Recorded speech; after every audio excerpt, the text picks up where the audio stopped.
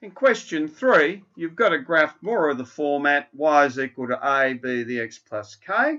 As that's positive, we're expecting a graph that hooks up. We're going to be bringing that down, however, to y is equal to -2. Now, it's probably instructional to have a look at how this would look on your calculator before progressing further. Now, I've opened up my calculator and fiddled the axes a little bit. I've got y is equal to 4 to the power of x plus 2. So you can see that growth factor. You can see the asymptote at -2. What I might do, might actually just use the zoom box and just zoom in on that a little bit, and we'll see how that goes. So you can actually see the asymptote at -2. You can probably suspect a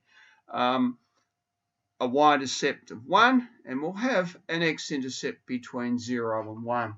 Very, very handy early on, particularly if you can check these using your calculator.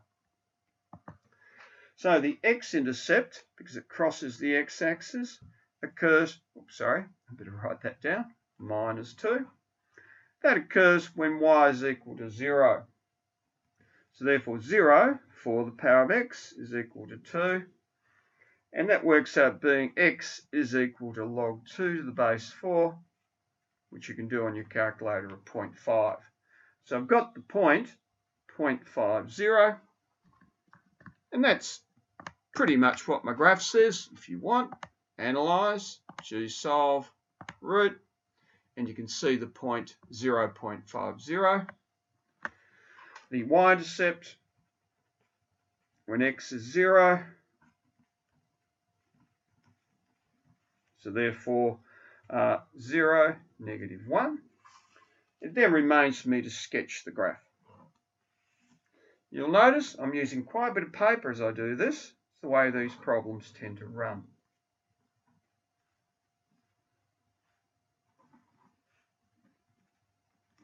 So my horizontal asymptote at x is equal to -2. The y-intercept, the x-intercept 0.50, and haul up on that basis. Take some time to have a look at that, and you can see it looks pretty much like the graph I generated on my calculator.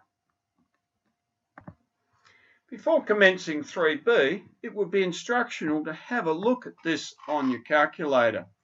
Now you can see here the graph of 3 to the power of x there. Cut the axis at 1. I'll have a point at 1, 3. And you can see there that the 3 to the -x reflects it in the y-axis and also displaces it a bit. So what we'll see there is a reflection and a movement back to the left there. Now, in order to plot this graph, we'll have a horizontal asymptote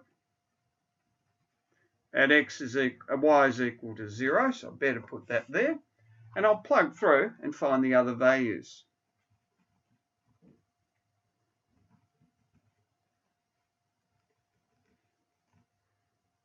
So I've got a y-intercept of 0, 1/9. Another point. Now you can choose a range of things. I've actually read ahead a little bit, obviously. I'm going to make that -3. So when x is equal to -3, as soon as something doesn't cut the x-axis, just use a bit of imagination and maybe a bit of gumption in order to work out a reasonable point. So I've therefore got -3,3. And that would correspond with what my graph's looking like there.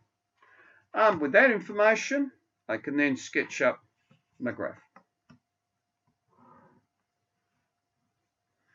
Now, it's kind of hard to show a 9th.